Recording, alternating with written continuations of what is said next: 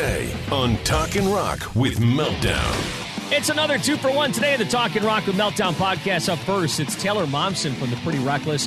Their new record's going to be called Death by Rock and Roll. That's also the name of the new single. We talk about a lot of things, including the death of Chris Cornell while the Pretty Reckless toured with Soundgarden. Oh, it devastated me. Yeah. We had a few hard years. Not gonna lie, it was I went pretty down. Not to get too heavy into it, but I went pretty down, and we talk about how rock and roll saved her. We talk about some of the special guests on the record, where they recorded it, as well as if this record drained her creatively. I wouldn't. I mean, creatively drained for a moment, yes. I think that happens every time, though. Anytime you put your all into something, you're kind of left with this empty feeling of like, well, what now? Taylor Momsen, I'm not going to lie, the last record from Pretty Reckless, Who You Selling For, is just like unbelievable. I love that record. It's one of my favorites of the 2000s and 10s, I guess you could say. But anyways, this new song, Death by Rock and Roll, which is the title track from what she tells me coming up here in a few minutes, is just killer. I've always been a huge fan of Taylor. I've had a chance to meet her a few times. She's always been really nice, really courteous, and just a really good person. So they asked me if we wanted to talk to Taylor, and of course I had to jump at the chance. The new record's coming out. She's got some special guests. We talk about some of the songs. We talk about, a little bit about maybe the depression she went through after the whole death of Chris Cornell, and a ton more. It's Taylor Momsen today on Talkin' Rock with Meltdown. Hope you guys enjoy this. Hey, Taylor, is that you? Yes, it is. Hey, man, how are you? Hey, I'm doing great. How's things? Things are going swimmingly, surprisingly. Is that right? I was gonna say, like, how's the lockdown treated you? I mean, lockdown is, it's kind of the same for everyone, I think. I mean, I'm a homebody in general, so it hasn't been too brutal on me. I've just been playing a lot of music and stuff, but, the hard part is just not being able to tour. Like, that's just killing me right now. Not being able to get out there and play these songs live is brutal. Yeah, I couldn't imagine spending the last couple of years working on something and then just having to sit on it. It just drive me insane, I imagine. It's a bit challenging because it doesn't feel like you've completed the circle yet. You haven't completed the circle till you've gotten on stage and cranked your amps and screamed, to an audience. It doesn't quite feel real, but it's apparently everything's going really well right now, and it's really exciting. I'm glad it's out, though. I'm glad people have something to listen to. Well, I'll tell you what, like I tweeted out to you last week, man, I think the song is freaking killer, man. It is smoking, and I just love the last record so much, and I cannot wait for this record. By the way, when is this going to drop? That is the question I keep getting, and I don't have the answer. It's because everything's still in kind of limbo right now, with all these the pandemic and, very unprecedented times. So we're not exactly sure, but I do know that we're going to be putting out more songs and stuff and more material before the full album. So this isn't just a quick little flash in the pan and we're going away. We're back. All right, cool. And so is the record actually called Death by Rock and Roll? This is the title track? It is. Okay. It is. All right, yeah, that's cool. I didn't realize. I've always felt like I've had and I don't want to sound too corny or cliche or nothing, but I've always felt like I've had this little tiny connection with you because we talked before that Soundgarden show here in Detroit. Then we all witnessed that last show, and then I'm reading here in your bio that the record company sent me on how really that really did shake you guys up, huh?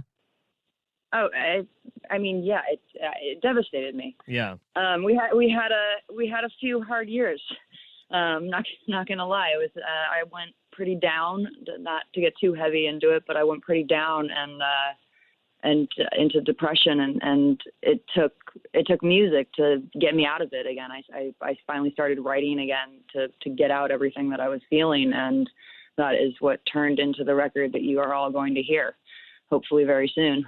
You strike me as the kind of person that music would turn around a lot of things that are going wrong within your life, right?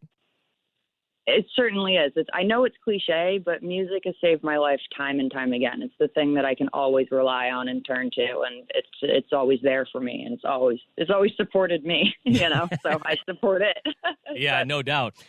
So you're talking about dropping some of these other songs and stuff, and of course, we just mentioned Soundgarden, Matt Cameron and Kim Thaler on one of them, Only Love Can Save Me Now.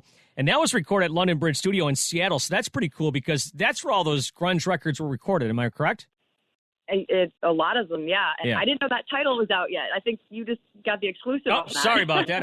I got some more titles, but I'll keep them under my hat if you want me to. Go ahead. Yeah, I don't know if we're supposed to be. I don't know if I'm supposed to be saying that yet. But yeah, no, we recorded that in Seattle at London Bridge Studios, and it was just an awesome experience to get to actually spend some time in Seattle. You know, like every time we're on tour, we're in and out so fast, but to really get to kind of experience the city for all that it is and all that history and record at such an iconic studio where, you know, they made Pearl Jam's 10 there and Louder Than Love by Soundgarden. And it's just, and then to be there with Soundgarden, it was pretty surreal. Yeah, I can imagine. That must have been cool. If the walls could talk in that place, I suppose, eh? I think they do. You know, I think that's the cool thing about recording studios. You walk in and you can just feel that history. It's all in there. Now, are we allowed to talk about the another special guest you have on this record or not? I don't know if I can or not. I don't know what to talk about now. I don't know. Honestly, I don't know either. This is all stuff your people sent me, so I'm just like relaying it. Then sure. If they told you to talk about it, then I'm going with you. Yeah, it's Rage Against the Machine. If I get in trouble, I'm blaming you. All right, that's fine. I'll take the heat for it. So Tom Morello's on a track called "And So It Went." They call this one rambunctious and raucous. It certainly is, and it's hard to talk about these songs before they're out. But man, I am dying for people to hear it because they slam. Like it's this record really feels like a rebirth for us, and in a lot of ways, it almost feels like the first record. Mm-hmm. In the sense that we really threw everything we had at it. Like we worked so hard on it, and I'm just excited for it to be out and to have people come on this journey with me and see where it took us. And I think it took us to, in my opinion, to a new level. Like it's a new and improved Pretty Reckless. Yeah. A lot of things have changed, of course, and happened since the last record. And you just mentioned journey, and that was always one of the things I thought about the last record is that it really did take you on a journey. It's like the songs all had different kind of flavors and I don't know, colors, I guess, for lack of a better term. Yeah, and this one certainly does too. I mean, there's a lot of common themes that people will hear, but yet each song is its own world. So it's really a record to listen to front to back in the sense that it really will take you on a journey, and it's an emotional one. It's a ride. Yeah. Did this record leave you like I don't know, creatively drained? I mean, is the tank empty or what? I wouldn't. I mean, creatively drained for a moment, yes. But I think that happens every time, though. Anytime you put your all into something, you're kind of left with this empty feeling of like, well, what now? As Eric Clapton said, a lot of artists struggle with that feeling of once it's out into the world, you're left empty. Like this thing that was filling you up is no longer yours. And artists, as Eric Clapton said, tend to, sometimes fill that hole with alcohol or whatever. And I just try to fill it with more music. So, during quarantine, I'm just writing more and playing guitar all the time and already thinking ahead. Yeah, I was going to ask you about that because some of the people I've talked to, well, Sully, for example, said that he was kind of like a writer block during this whole time trying to force himself to write. But do you find it's been a little bit easier coming out or what? I'm actually trying to force myself not to write. Okay. because once I get into that mindset, once I switch mindsets into like commit to it for real, like I'm writing like little ditties and here and there and jotting down ideas. But once I commit, then this record becomes old real fast. So it's like you gotta stick to what we're doing right now. It's like staying on this path. Yeah, the record. Death by rock and roll. Yeah, right. The record's not even out, and you're already gonna be sick of it by time. Yeah, I get you. But with the band, I mean, I don't know if I'm gonna get sick of it though. I'm pretty proud of this one. I've listened to it so many times, and I'm still not sick of it. So I guess it was a bad terminology, but you know what I'm saying. I know. Of course I do. Yeah. But man, the band sounds smoking on that. I've only heard the first track, like the songs we just mentioned. I haven't heard them obviously, but man, the band they sound so good. Thank you. I mean, we worked really hard on it, and the one thing I can tell you is Death by Rock and Roll, the song it's just the tip of the iceberg of this record. Like it really is. Like just wait. Okay, I'm looking forward to it. What else you got going on? I mean, obviously everything's kind of like in a holding pattern, right?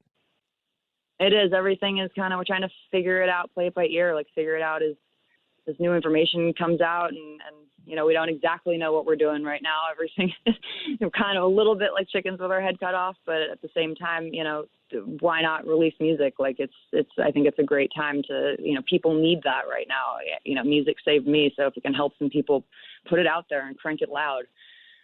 So we're kind of just trying to figure out, obviously tour is postponed, which is a real bummer because we had some amazing touring lined up. We were supposed to be on the road right now, and it was like Foo Fighters and Guns N' Roses and Pearl Jam, and the list went on.